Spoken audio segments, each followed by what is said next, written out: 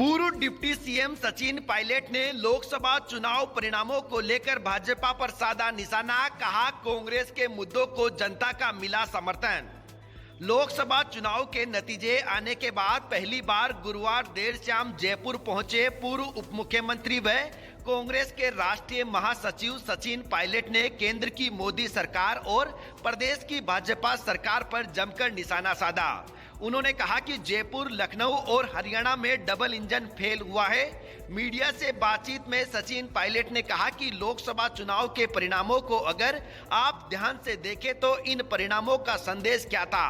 भाजपा 303 सांसदों के साथ चुनाव में गई और दावा किया कि 370 सीट जीतेंगे और एनडीए 400 सीट लेकर आएगा।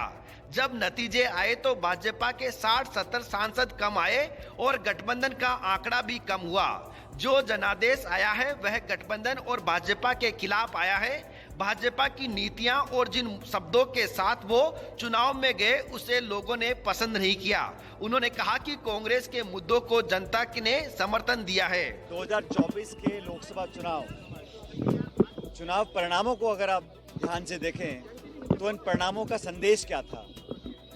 चुनाव से पहले भारतीय जनता पार्टी 303 सांसद लेकर चुनाव में गई और दावा ये किया गया था सदन के पटन पर कि 370 सीट हम जीतेंगे और गठबंधन 400 सीट लेकर आएगा।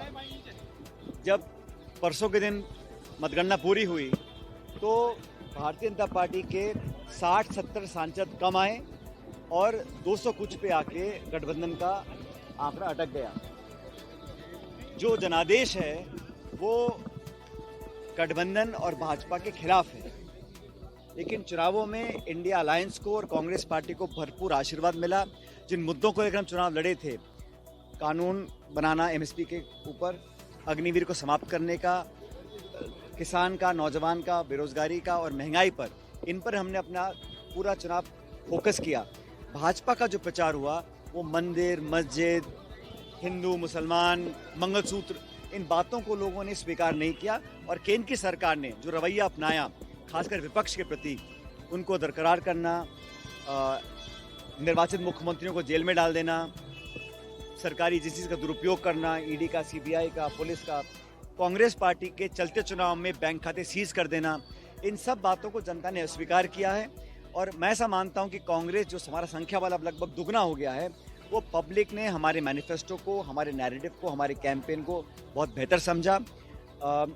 जिन राज्यों में भाजपा का संख्या बल बहुत घटा है उसमें राजस्थान भी है। उत्तर प्रदेश में आज समाजवादी पार्टी सबसे बड़ी पार्टी बनकर आई है और डबल इंजन फेल हुआ है लखनऊ में, जयपुर में और हरियाणा में। और राजस्थान के अंदर हम लोग 11 सीट जीत कर आए हैं सहयोगियों के साथ। पिछली बार हम लोग 0 जीते थे।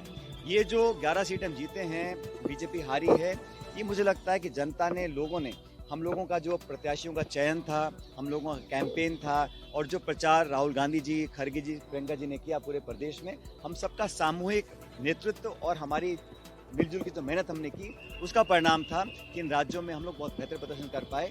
जिन राज्यों में हमारा संख्या कम है वहाँ पर मैं समझता हूँ बहुत संभावना है आगे काम करने की। लेकिन इस चुनाव के अंदर इंडिया अलायंस और गठबंधन को और कांग्रेस पार्टी को जनता का भरपूर आशीर्वाद और स्नेह मिला है। उसके लिए मैं जनता का कायल हूं। मैं तमाम कार्यकर्ताओं को धन्यवाद करना चाहता हूं कांग्रेस का, जिन्होंने झंडा उठाए रखा। तमाम बाधाओं के बावजूद, दबाव आया, प्रलोभन आया, डराया धमकाया गया प्रशासन, पुलिस के माध्यम, उसके बावजूद भी कांग्रेस कार्यकर्ताओं ने हिम्मत नहीं हारी और शानदार परिणाम हमारा आया। और हमारे सभी जो हमारे उम्मीदवार थे वो लगभग जीत कर आए हैं। मुझे इस बात की खुशी है। लेकिन भारतीय जनता पार्टी को एक आत्मचिंतन करना चाहिए। मैंने कल इस बात को कहा था।